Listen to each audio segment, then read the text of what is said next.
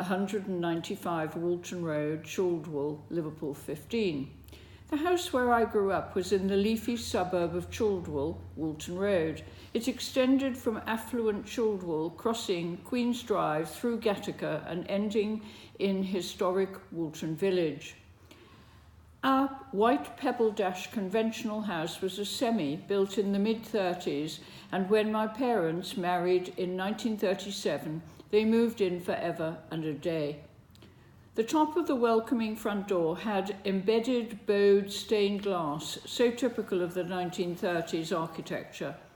There was a path leading up to the entrance with a scrolled black metal gate, a narrow flower bed to the right, and a small front garden to the left with a magnificent prunus tree that annually flowered, producing fragrant pink blossoms. My green-fingered mother loved gardening and indulged in the front and back garden, so we didn't need a gardener. The front room to the left of the entrance had a bay window and was chilly, only used for Friday night dinners and special gatherings when the usual suspects would gather for Christmas lunch or a birthday celebration.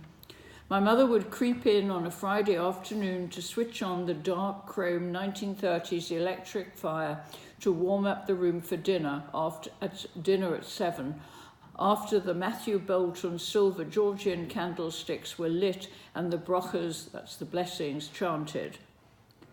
Friday night dinners rarely varied. Half a Japa grapefruit browned under the grill with demerara sugar and segmented with a special spoon. Then delicious golden roast chicken, crunchy roasties that only my mother could make in lard, homemade traditional bread sauce, and fresh garden peas that I would shell with Alma on the terrace.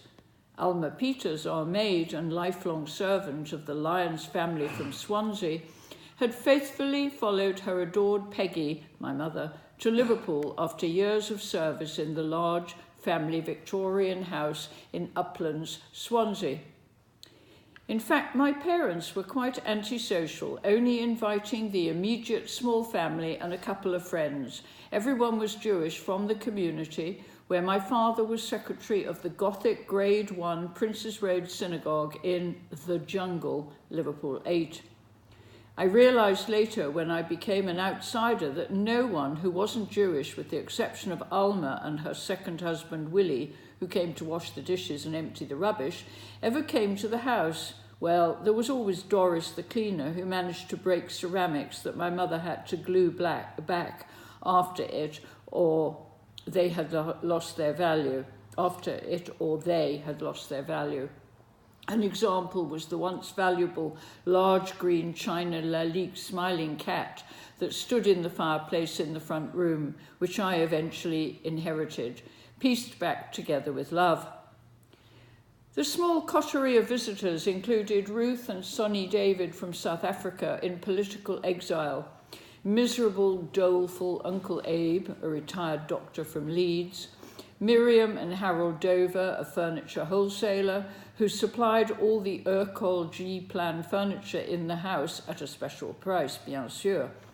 Uncle Mark and Auntie Zella, my father's Masonic older brother from Southport, and to complete the family picture, Auntie Gertie and Uncle Harry.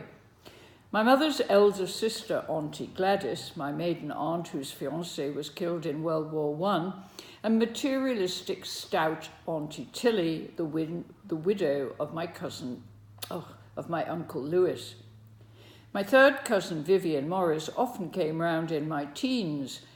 Despite our 5-year age difference, we socialised on the Liverpool scene.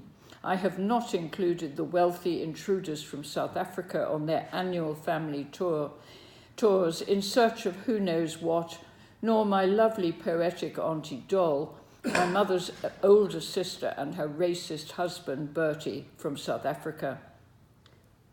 Outside one could hear the birds twittering, mainly sparrows and blackbirds, and I would listen to their birdsong in the morning as in my mauve bedroom was in the front of the house above the hall with its red and beige swirling thick pile carpet which languished, a solitary Victorian mahogany hall chair that no one sat on.